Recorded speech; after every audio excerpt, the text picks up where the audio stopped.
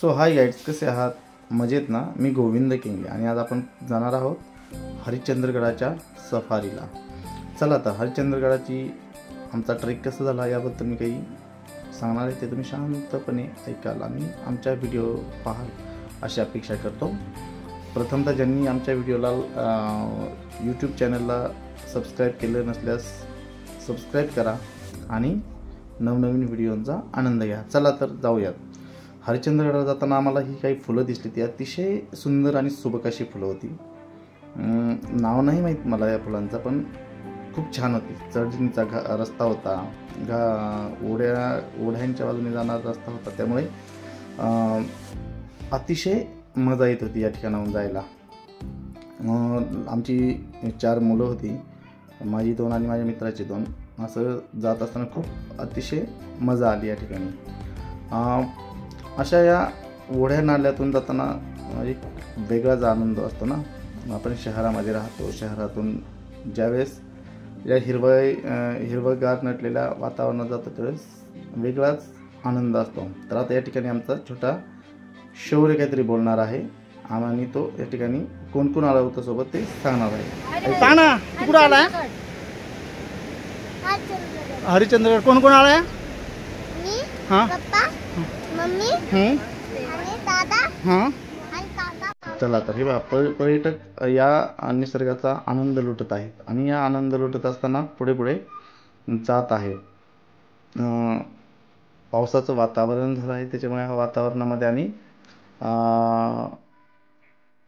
चाललो होतो, निसर्गाचा आनंद लुटत होतो. कुणी बसलो होतं, कुणी इकडे तिकडे गप्पा मारत होतो, कोण कुणाची वाट पाहत होतं.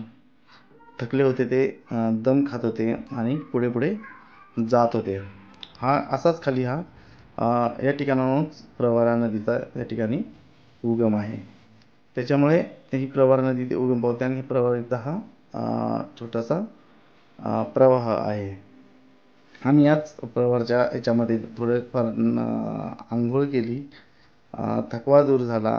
पाऊस पडत होता तरी थंडी वाजत होती, पण पाण्यात डुंबायला अतिशय आनंद वाटत होता.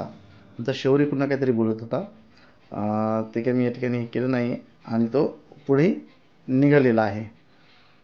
या ठिकाणी आम्ही डुंबत होते, सगळे पाण्यामध्ये खेळत होते, कोण मस्ती करत होतं, पाण्यामध्ये फोटो काढत होते, निसर्गाचा आस्वाद घेत होते. असा हा हरिश्चंद्रगड म्हटलं की भटक्यांची पंढरी. आणि या ठिकाणी येणारे पर्यटक हे गणपतीचं दर्शन घेतलं आणि पुढे निघालो. पहा किती छान नक्षीकाम आहे या मंदिराच्या आजूबाजूला. केदारेश्वराचं मंदिर जे आहे ते पाहण्यासारखं आहे. खरंच काळ्या पाषाणामध्ये केलेला आणि पावसाळ्यात तर ते अप्रतिम दिसतं.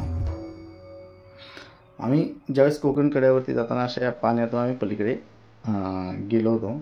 जंगलातून हा प्रवास होता. पुढे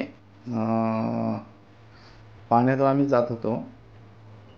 असा वरती पूर होता आणि पावसामध्ये हा परतीचा प्रवास होता. परतीच्या प्रवासाला हे असं रेलिंग केलेलं आहे, त्याच्यामुळे पर्यटकांना भीती वाटत नाही चालायला.